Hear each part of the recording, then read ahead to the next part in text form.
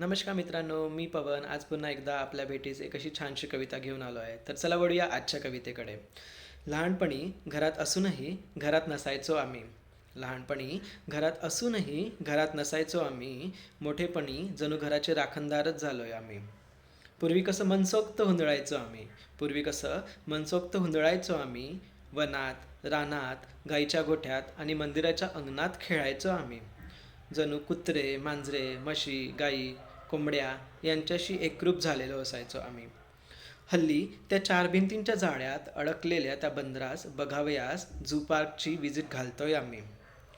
सवंगड्यांचा अंगणातील किलबिलाट ऐकून पहाटे उठायचो आम्ही.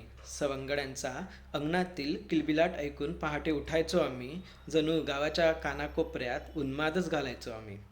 पूर्वी गावात लुगडं धोतर घातलेली मंडळी दिसायची. विरंगुळा म्हणून फार फार बोलत बसायची. पूर्वी गावात लुगडं धोतर घातलेली मंडळी दिसायची. विरंगुळा म्हणून फार फार बोलत बसायची. आता तुम्ही कुठेही जावा, रस्त्याच्या कडेला असलेली बाकं रिकामीच दिसायची. आता तुम्ही कुठेही जावा, रस्त्याच्या कडेला असलेली बाकं रिकामीच दिसायची. तर मित्रांनो, ही होती आजची कविता. कविता आपणास कशी वाटली? आपली प्रतिक्रिया कमेंटद्वारे नक्कीच कळवा आणि चॅनलला सबस्क्राईब करायला विसरू नका. सो धन्यवाद. तर चला भेटूया पुढच्या व्हिडिओमध्ये.